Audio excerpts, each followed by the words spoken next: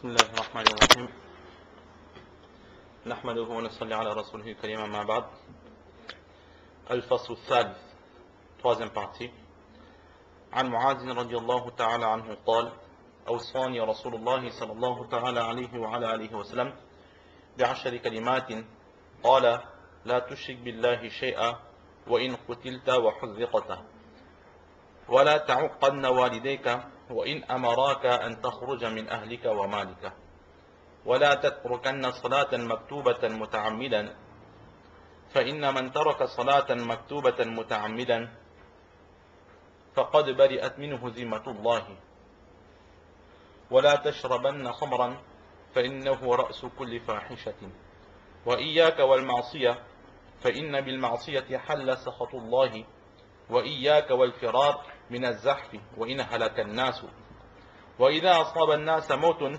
وأنت فيهم فاثبت وأنفق على عيالك من طودك ولا ترفع عنهم عصاك أدبا وقفهم في الله رواه أحمد.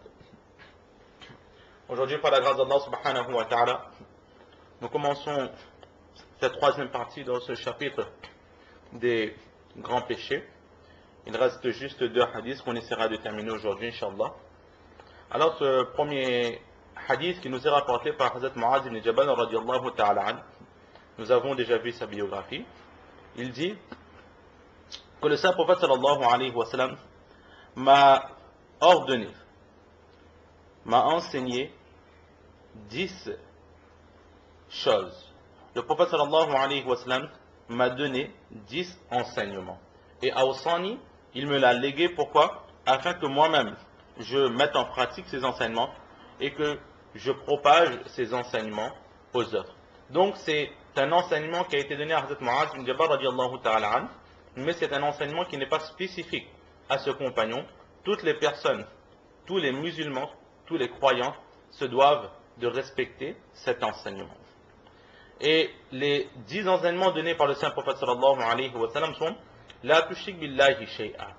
Ne pas associer quiconque à Allah subhanahu wa ta'ala.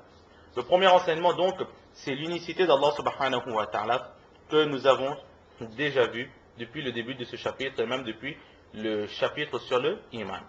Mais là le prophète sallallahu alayhi wa sallam il continue, il dit Wa in qutilta wa hudhiqata. N'associe personne à Allah subhanahu wa ta'ala, même si tu dois te faire tuer ou tu dois te faire brûler. Là, c'est un enseignement donné par le saint prophète sallallahu alayhi wa sallam.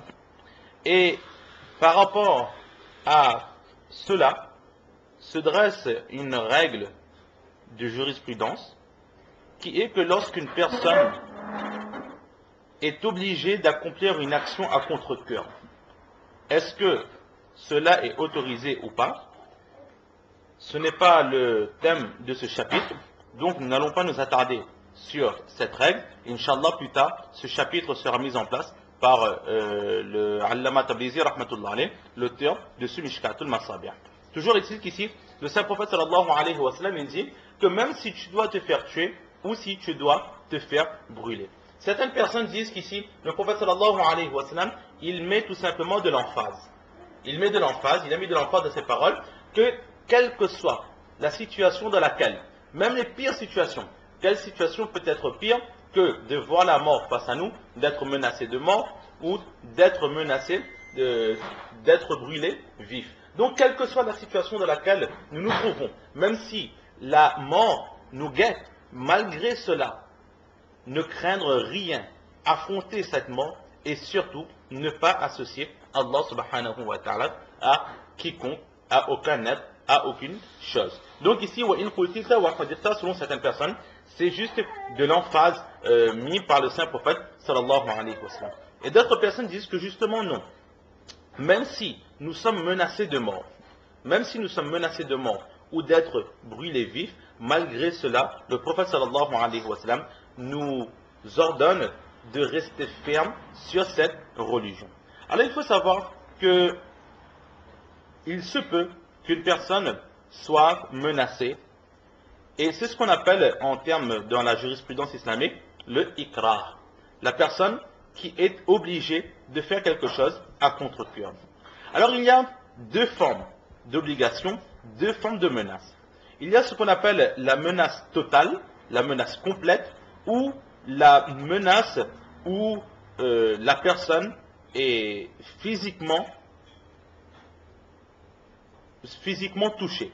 C'est-à-dire que la menace est telle que si on refuse d'écouter les paroles de l'agresseur, notre vie ou nos membres sont en danger. Nous risquons de mourir carrément, ou nous risquons de perdre l'usage de nos membres, tellement cette menace est forte et tellement l'agresseur est prêt à tout à nous faire souffrir pour que l'on accepte.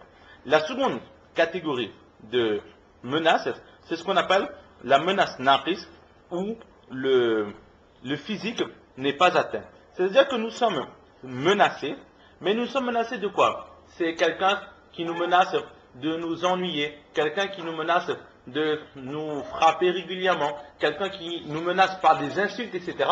Mais nous savons que cette personne n'ira pas au-delà de cela. Donc notre vie, notre santé n'est pas en danger par ces menaces. Alors, lorsque nous allons parler justement de ces obligations, le ikra, en général, c'est la menace complète qui est prise en considération.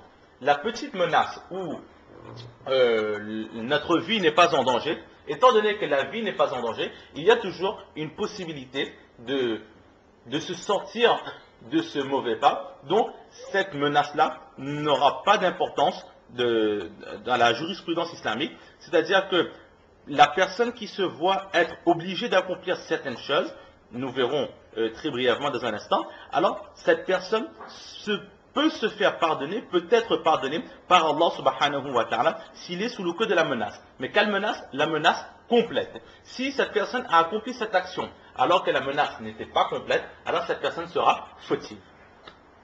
Et justement ici, l'exemple qui nous est donné par le saint prophète sallallahu alayhi wa sallam, c'est refuser l'unicité d'Allah subhanahu wa ta'ala, même si nous sommes menacés de mort ou d'être brûlés vifs.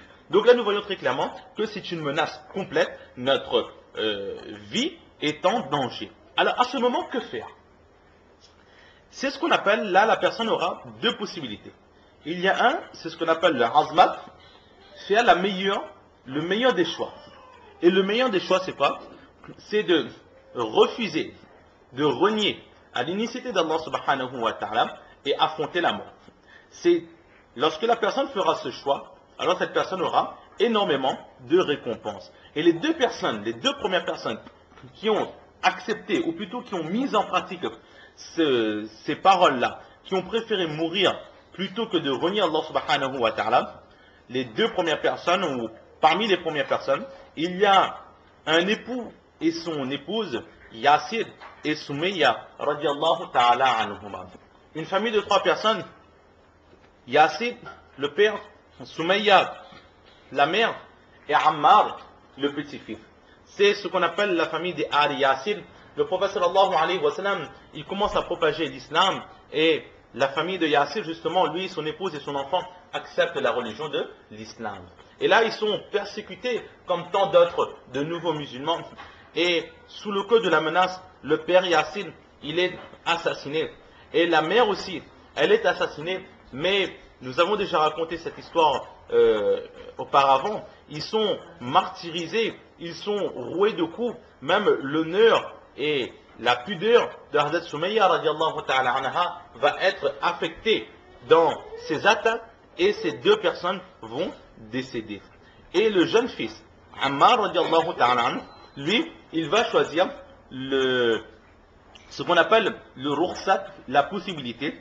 Il va tout simplement dire ce que l'ennemi voudra afin de garder la vie sauve. Mais lui aussi, il était persécuté, et de loin le saint prophète sallallahu alayhi wa sallam, qu'est-ce qu'il a fait? Il a vu cette famille qui était en train de se faire persécuter. Le prophète d'Allah n'avait pas non plus les moyens d'aller les aider. Alors là, il a simplement fait ce doigt, Isbid ya ala Yasir, que ô vous, la famille de Yasir, restez patients, remplissez-vous d'endurance, fa inna maw'idakumul jannah, car Allah subhanahu wa ta'ala, il a déjà réservé pour vous votre demeure éternelle qui se trouvera dans le paradis. Donc là, dans ce récit, nous voyons que le père et la mère, ils ont préféré mourir et réfuter la menace, faire face à la menace et justement refuter l'infidélité et rester ferme sur l'inunicité d'Allah subhanahu wa ta'ala.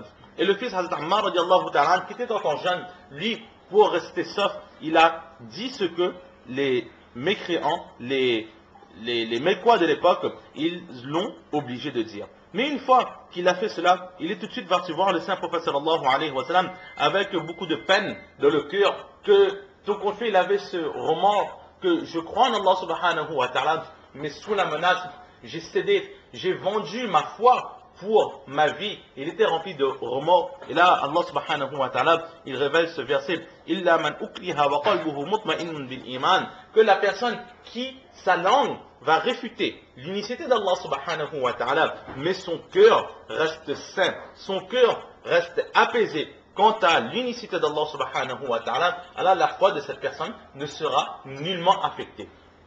Donc par rapport à ce verset et ce récit, nous voyons donc que lorsqu'une personne est menacée de mort, il peut, pour sauver sa vie, dire ce que cette personne veut, et auprès d'Allah subhanahu wa ta'ala, aux yeux d'Allah subhanahu wa ta'ala, cette personne ne sera pas fautive à condition que la langue dit quelque chose, mais le cœur atteste le contraire. Si, sous la menace, la personne dira ce que l'agresseur, ce que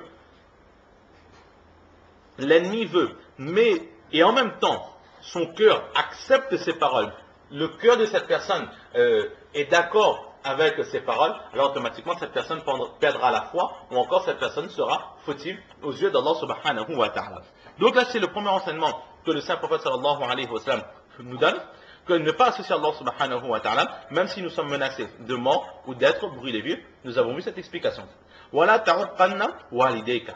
Et le deuxième enseignement, ne désobéis pas, ne va pas à l'encontre des commandements de tes parents. Nous avons déjà vu cela dans les hadiths précédents, l'obéissance aux parents. Et là, le prophète sallallahu alayhi wa sallam, il continue, wa in amaraka an takhruja min ahlika wa malika. Même si tes parents t'obligent à quitter ta famille, à abandonner tes biens et tes richesses, alors ne les désobéis pas et reste dans leur obéissance. Là, nous devons faire face à un nouveau dilemme, c'est que les parents, nous devons donc obéissance à ses parents, mais de notre côté, les parents nous ordonnent de divorcer, de quitter nos familles, de quitter nos biens. Alors là, que faire? Donc là aussi, il y aura le choix, étant donné que, tout d'abord, les parents, nous devons obéissance aux parents, tant que ces parents ne nous donnent pas l'ordre d'aller à l'encontre des ordres d'Allah subhanahu wa ta'ala. Tant qu'ils ne nous ordonnent pas de désobéir à Allah subhanahu wa ta'ala, nous devons les obéir. Et tant que possible. Maintenant, si nous devons faire face à ce dilemme d'abandonner la famille, etc., alors là, chaque personne, selon la situation, devra essayer de trouver un contrepartie, de trouver une porte de sortie pour ne pas faire face à une telle difficulté. Nous n'allons pas entrer dans les détails dans ce hadith. Inch'Allah, lorsque viendra le chapitre à ce sujet, nous essaierons de l'expliquer avec un peu plus de profondeur selon l'enseignement des commentateurs de hadith. Toujours est-il que si par exemple, le masla, les parents ou une autre personne ordonnent à quelqu'un de divorcer donc sa femme. Alors qu'est-ce qui va se passer?